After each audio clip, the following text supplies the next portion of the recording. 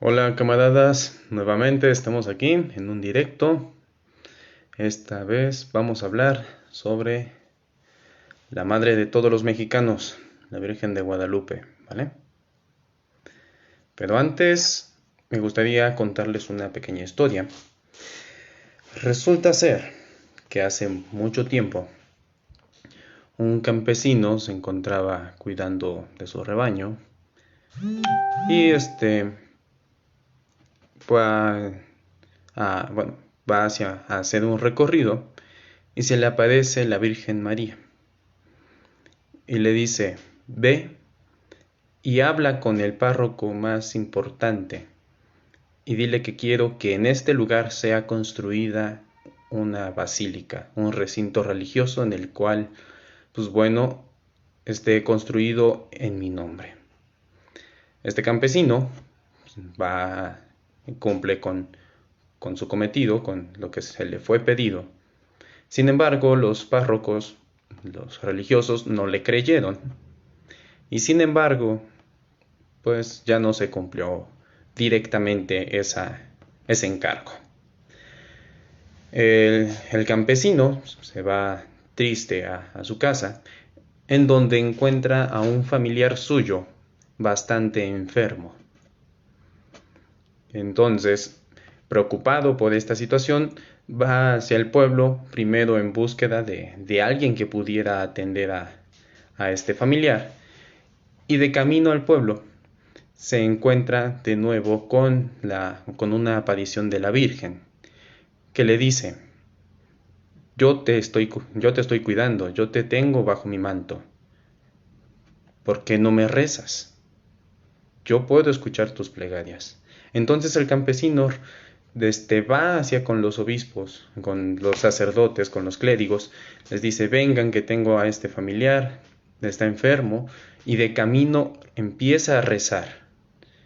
Cuando llegan a la casa del campesino, se encuentran que el familiar está recuperado por gracia del Espíritu Santo. Es entonces cuando los religiosos empiezan a sospechar, empiezan a tomar conciencia, a creer en lo que está diciendo el campesino. Y en otra de sus incursiones, el campesino logra tener por parte de la Virgen, dado por ella, una manera por la cual demostrar la existencia, la realidad de dichas apariciones. Nuevamente el campesino regresa con los clérigos y les ofrece esta muestra de fe. Es entonces cuando los clérigos creen al campesino y deciden entonces construir la edificación, la iglesia. Bueno, esta historia efectivamente es de la Virgen de Guadalupe, pero no la Virgen de Guadalupe de México, sino la Virgen de Guadalupe de Extremadura. ¿Notan alguna relación? Pues resulta que sí, efectivamente ambas vírgenes son la misma, sin embargo adaptadas, ¿vale? En realidad el campesino original de la historia original no se llamaba Juan Diego, sino que se llamaba Gil Cordero. Es precisamente de la villa de Guadalupe, en Extremadura, territorio más occidental de España, pegado a Portugal. Y es a quien originalmente se le hizo la aparición de la Virgen, eh, para darle alguna muestra de existencia, ¿no? y para recibir culto. La Virgen de Guadalupe es, por lo tanto, la patrona de Extremadura, de la villa de Guadalupe principalmente, y hasta 1906 patrona de Extremadura, con su fiesta el 6 de septiembre, y de hecho es considerada la Hispaniarum Regina, o reina de todas las Españas, reina de las Españas. La primera vez que tenemos algún registro de ella es en 1326, ¿vale? Ahora, ¿por qué el nombre de Guadalupe? Hay muchas versiones de por qué viene ese nombre. Hay algunas personas que dicen que viene del árabe Wadi al-Lub, que significa río de lobos, o que también es una combinación del latín con el árabe, Wadi Lupi, que también significa río de lobos. Y hay algunos que también dicen que es una modificación igual del propio árabe de Wadi al-Upe, que significa río oculto, ¿vale? Lo que eso pues todavía está en debate, no se sabe a ciencia cierta de dónde viene el nombre. Sin embargo, sí sabemos un poco de la tradición con respecto a la imagen de Guadalupe, ¿vale?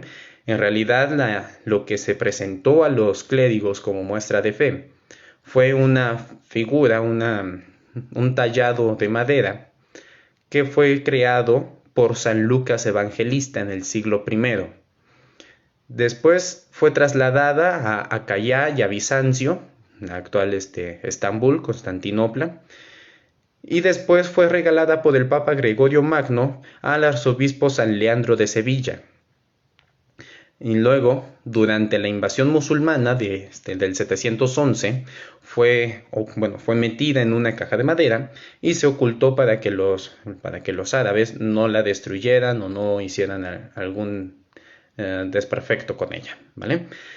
Según la tradición, Gil Cordero encontró la imagen, la presentó y fue entonces que se hizo una ermita que después fue encontrada por Alfonso XI el Justiciero, rey de Castilla, y ahí mandó a reconstruir la ermita y después a expandirla, reformarla hasta volverla una basílica. Esa basílica actualmente de hecho es patrimonio de la ONU, entonces va a ser complicado que podamos ir a España en algún momento, pero si llegamos a ir y llegamos a pasar por Extremadura, la Villa de Guadalupe, pues es un lugar bastante interesante para recorrer. La Virgen, curiosamente, es de madera de ébano, que es una madera negra. Esto, pues bueno, nos ayuda también a entender cómo es que fue adaptada la historia hacia el contexto mexicano por la piel morena de esa virgen, ¿no? Por causa de la madera con la que fue hecha. Ahora, nuevamente la primera referencia histórica que tenemos de la Virgen de Guadalupe es de 1326 por un documento episcopal en el cual se ofrece la indulgencia general a quienes visiten la Basílica de Guadalupe de Extremadura. No la de aquí, la de Extremadura, ¿vale? Ahora, también hay que entenderlo en el contexto donde fue nacida la Virgen de Guadalupe. Primeramente, es el momento de la reconquista española contra los árabes. Entonces tenemos que verlo desde ese contexto, ya que fue un método de propaganda política para reafirmar los intereses de los cristianos sobre el territorio hispano. De hecho, hubo dos figuras religiosas muy importantes para los hispanos, para los españoles, en los momentos de la Reconquista. La primera, la Virgen de Guadalupe, como una figura de la fe religiosa, de la constancia de la religión católica dentro del territorio pese a las invasiones de los moros. Y el segundo fue precisamente Santiago, el santo Santiago, quien también fue nombrado como apodo Matamoros. Recordemos que moro es la manera en que los hispanos llamaban a los árabes del Emirato de Córdoba, después de Al-Ándalus, de los árabes que tenían control sobre España. Entonces, mata moros, el que mata a los moros, el que destierra y lucha contra los infieles para lograr la reconquista y la recaptura del cristianismo sobre el territorio. Entonces, bajo este contexto, la figura de la Virgen de Guadalupe, siendo más específicos, al ser escondida y después sacada, reencontrada bajo la aparición de la Virgen, se volvió una manera muy conveniente de la propaganda católica sobre el territorio después de las invasiones. Estamos hablando de que 1326 era ya las últimas épocas de bueno, de la Reconquista española. La Reconquista termina en 1492, ¿vale? Entonces ya era el declive de la cultura árabe en el territorio hispano. Y pues bueno, esto nos ayuda a comprender un poco más el tema de las apariciones, ¿vale? Ahora, ¿qué pasa? Con la conquista, bueno, esta vez no la reconquista española, sino la conquista de México, tenemos que Hernán Cortés, se presume, fue de los primeros en traer la figura de la Virgen de Guadalupe a México, bueno, a América. ¿Por qué? Porque él nace en Medellín, la ciudad de Medellín, que es un municipio precisamente de Extremadura. Entonces tenemos que la Virgen de la zona fue teniendo un acaparamiento territorial mayor, y no sería coincidencia que llegara aquí la Virgen de Guadalupe, siendo que el conquistador viene desde el territorio de Extremadura, de donde es la Virgen de Guadalupe original, ¿vale? Por llamarlo de alguna manera, en el sentido de que ahí fue la primera aparición, ¿vale? Ahora, después de la conquista, los franciscanos deciden construir una ermita, un santuario, un centro religioso en el cerro del Tepeyac. Tomemos en cuenta que en el cerro ya existían construcciones por parte de los nativos, de los aztecas, y lo que se trató de hacer en un principio fue ocultar, tapar, bueno, las construcciones que ellos ya tenían, no diremos solamente religiosas de algún templo para dioses y cosas así, sino en general tratar de ocultar, de destruir la cultura local para poder instaurar de una mejor manera la cultura que ellos traían, ¿vale? Sin embargo, ya existían, pues bueno, construcciones, centros comerciales, religiosos, políticos en el Cerro del Tepeyac, y lo que se hizo, pues bueno, fue aprovechando la llegada de distintas personas al cerro por estas cuestiones habitables, construir ahí la ermita para que, pues bueno, hubiera una afluencia de gente considerable, ¿vale? Esta construcción se realiza en 1530, lo cual en primera instancia nos contradice la historia, ya que las primeras apariciones de la Virgen de Guadalupe fueron en 1531, ¿vale? Entonces, pues bueno, es algo que tenemos que considerar. Ahora, Fray Juan de Zumárraga, quien era el arzobispo, fue el primer arzobispo del territorio de la Nueva España, México, vaya, nunca hace alguna mención acerca de las apariciones de la Virgen de Guadalupe directamente, ¿vale? O sea, que hable de la Virgen de Guadalupe como tal. Ni siquiera lo menciona en su corpus episcopal, que es un documento que tienen que redactar los arzobispos, dando relación de sus actividades a lo largo de todo su designio como, en este caso, como arzobispos, ¿no?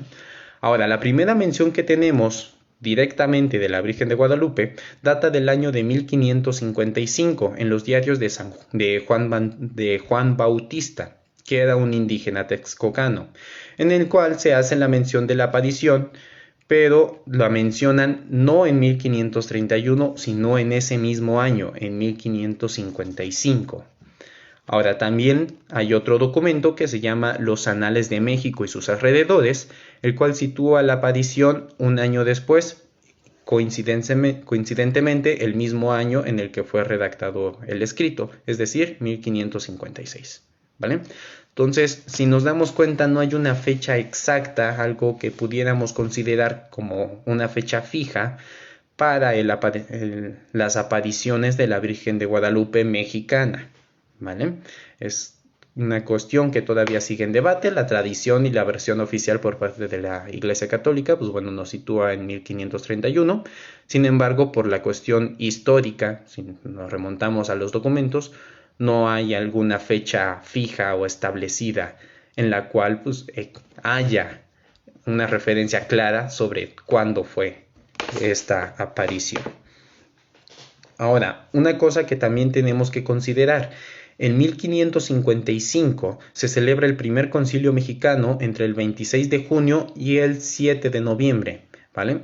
Los concilios son, digamos, ferias o congresos que organiza la la Iglesia Católica, en la cual se toman temas de relevancia institucional, teológica u organizacional de la propia Iglesia, bueno, en este caso en un sector nacional, ¿no? En el sector de la Nueva España. Bueno, ahí en este concilio se reúnen el arzobispo Alonso de Matufar, fray Pedro de Gante, Juan López de Zárate y Vasco de Quiroga. Esto por mencionar a los más importantes, ¿vale? Obviamente se reunieron muchos más obispos, cada quien representando el territorio en el cual, pues vaya, formaba parte de su cargo, ¿no? En este concilio, primeramente se decide esto no tiene tanto que ver para el fin de esta charla, pero se decide que todas las imágenes o representaciones de los nativos que no tuvieran alguna relación o que no pudieran ser explicadas mediante la teología católica fueran destruidos, ¿vale? Esto, pues bueno, nos explica muchas de las razones de la destrucción de tanto de edificios como de documentos, códices, etcétera, propios de la época prehispánica. Pero también otra cosa muy importante es que nos habla acerca de la institucionalización y la reglamentación de la imagen de la Virgen de Guadalupe, ¿vale? Precisamente se habla acerca de la manufacturación de las imágenes y por tanto también se establecen los símbolos o representaciones que son aceptadas para la propia Virgen. En este caso, pues bueno, el hecho de llevar el manto, conservar la piel morena, determinados símbolos que aparecen en la iconografía de la Virgen, ¿vale? Esto pues representó un choque bastante importante para la orden franciscana, que era la más abundante en México en aquellas épocas, porque los franciscanos apoyaban mucho el hecho de que los propios indígenas crearan sus representaciones y pudieran aplicar parte de la cosmovisión, símbolos de la cosmovisión azteca, de la cosmovisión prehispánica, adaptándola hacia la teología católica para mejorar o tratar de hacer más fácil la enseñanza del catolicismo. Entonces esto fue un golpe, pues vaya, de tajo, aunque no fue tan perjudicial a largo plazo porque, pues bueno, la Virgen actualmente pues es la personificación de la Virgen María que tiene más devoción en México, ¿no? Pero en su momento sí fue un choque bastante importante. Ahora, después, el 6 de septiembre de 1556, el propio Mantúfar predica una homilía en la cual se demostraba a favor de difundir la imagen de la Virgen de Guadalupe, obviamente ya adaptada hacia, bueno, a los intereses culturales de México y también a partir de esta reglamentación que ya mencionábamos. Sin embargo, el 8 de septiembre, 2 días después, el padre Francisco de Bustamante escribe, y me voy a tomar la libertad de leer: la devoción en esta ciudad que ha estado creciendo en nuestra iglesia, dedicada a Nuestra Señora, refiriéndose a la Virgen María, que han intitulado Guadalupe, es gravemente perjudicial para los nativos, porque les hace creer que la imagen pintada por Marcos el Indio hace milagros. Entonces esto también es una crítica propiamente hecha por religiosos hacia la imagen de la Virgen, porque recordemos que tanto el cristianismo en general reprueba la adoración a imágenes. Aunque el catolicismo ha retomado, ya ha afirmado en múltiples ocasiones que no es una adoración, sino un respeto a las diferentes imágenes de santos, de las vírgenes, etc. Sí, en este caso sí se hacía una determinada adoración a la imagen. ¿Por qué? Pues bueno, por lo que todos nosotros ya sabemos de la comparación con Tonantzin, ¿vale? Recordemos que Tonantzin quiere decir en español nuestra madrecita, y hace referencia a la tierra, no a la tierra per se, así, la tierra física, sino a la idea de la tierra como dadora de vida, dadora de alimentos, donde nosotros vivimos, en la cual, pues bueno, todas las personas podemos cosechar para nosotros alimentarnos, ¿vale? Es una idea muy de madre. Entonces tenemos la relación entre Tonantzin, la figura prehispánica, con la Virgen en este caso la Virgen de Guadalupe, de piel morena, representando a la Virgen María, y según la iconografía, pues bueno, embarazada. Se hace una relación de ambas figuras y pues eso ha generado que en esa época las personas, bueno, los frailes, en este caso Francisco de Bustamante, y ahorita vamos a hablar sobre Sahagún, criticaran a la figura de la Virgen de Guadalupe en un principio, ¿no? Ahora, volviendo al tema de Bernardino de Sahagún, afirmaba que el santuario del Tepeyac, pese a ser popular, era preocupante ya que remitía a creencias pasadas al llamar a la Virgen Tonantzin. Entonces, los propios nativos llamaban a la Virgen de Guadalupe recién instaurada en el territorio Tonantzin. Volvemos a lo mismo de la relación. Entonces, tanto Bernardino de Sahagún como Francisco de Bustamante en un principio desaprobaban y criticaban fuertemente el tema de la Virgen de Guadalupe.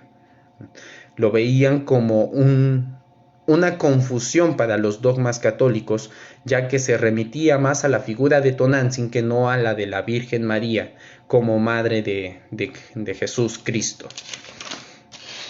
Luego tenemos a un historiador llamado Joaquín García Icazbelzeta. Perdón, que nunca había escuchado ese apellido.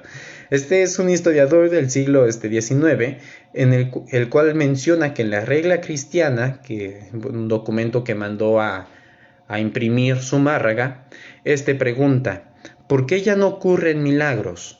La respuesta es, porque piensa el Redentor del mundo que ya no son menester. Esto refiriéndose a por qué ya después de la instauración de la Virgen de Guadalupe en el territorio mexicano dejaron de aparecer, dejaron de suceder milagros en el territorio. Dicen, bueno, ya ellos aceptaron a la Virgen de Guadalupe según lo que pudiera pensar el Redentor, Dios, Cristo. Ya no serían necesarios los milagros porque los indígenas ya creen, ¿vale? Todo esto sucedió en el contexto de 1556, 1555. Sin embargo, ya no volvemos a tener ninguna mención de la Virgen de Guadalupe, sino hasta 1646, cuando aparece toda la historia que ya nosotros conocemos, la adaptación de la historia original de Extremadura a la versión mexicana del Tepeyac. En un documento llamado Nican Mopowa, que fue escrito completamente en náhuatl y se le atribuye a Antonio Valeriano de Azcapotzalco, quien fue un estudiante de Sahagún y descendiente de Moctezuma Xocoyotzin. En este texto, se menciona toda la historia que ya nosotros conocemos. Ahora, tenemos también que contemplar el hecho del contexto histórico, igual que lo hicimos en el caso de la Virgen de Guadalupe de España, de Extremadura.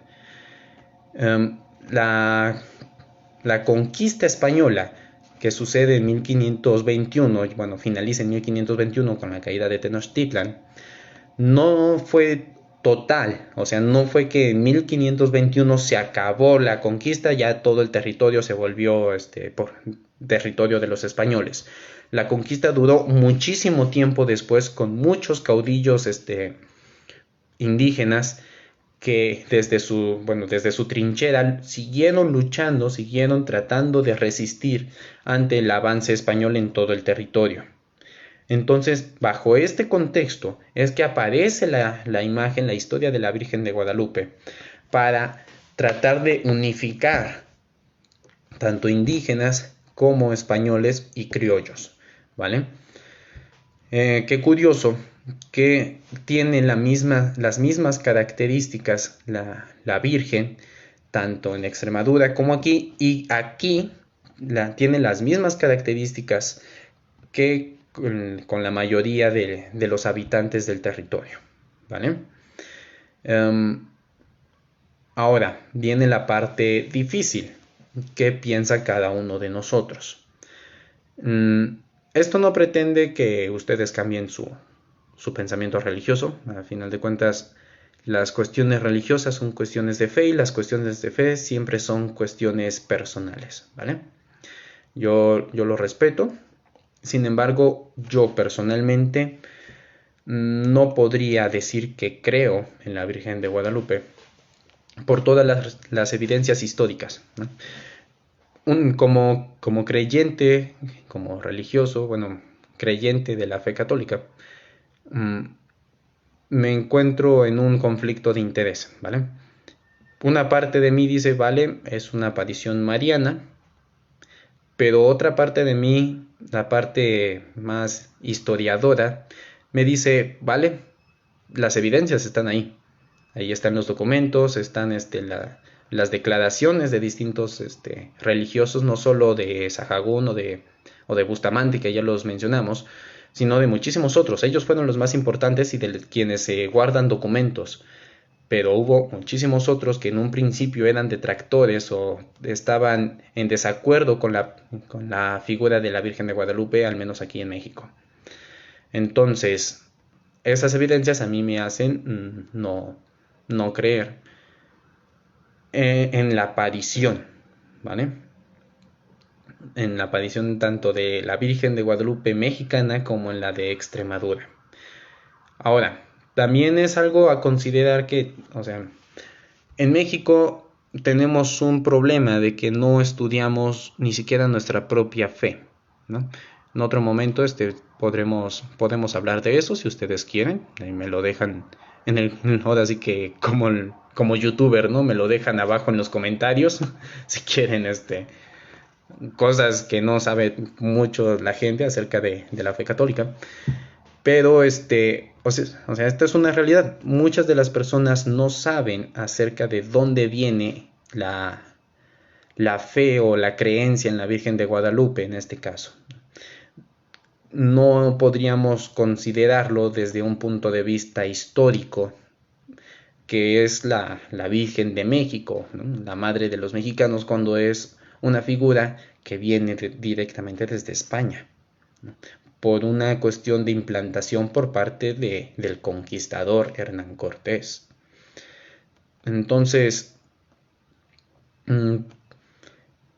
es una cuestión que tenemos que nosotros revisar, hacer una reinterpretación y un revisionismo sobre nuestras creencias, sobre nuestra cultura, porque a final de cuentas es parte de lo que nos forma como mexicanos, ¿no?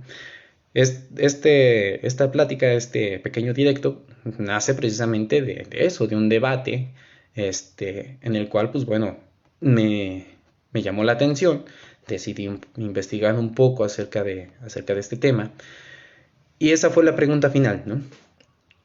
¿Qué es? O sea, ¿se debe de creer? ¿No debes de creer? ¿Tú crees que sí haya padecido? ¿Que no haya padecido? Vuelvo a lo mismo. O sea, las evidencias históricas ahí están. Sin embargo, el creer o no creer ya es una cuestión de fe, y las cuestiones de fe siempre son personales, ¿vale? Entonces, nada más decirles eso. Vuelvo a lo mismo, como siempre se los digo, tener por lo menos un panorama más amplio para poder tomar nuestras propias decisiones, y hasta ahí, ¿vale? Esto fue un poco de la historia de la Virgen de Guadalupe, al menos desde un contexto principal de su historia. Les agradezco mucho a los que se conectaron un ratito para despejarse de esta vida todavía llena de coronavirus, de volver al trabajo, de volver a clases. Ya están vacunando a los maestros, eso es buenas noticias. Y pues nada, les agradezco mucho, ¿vale? Cuídense, les mando un abrazo, camaradas, y nos vemos en la próxima. Adiós.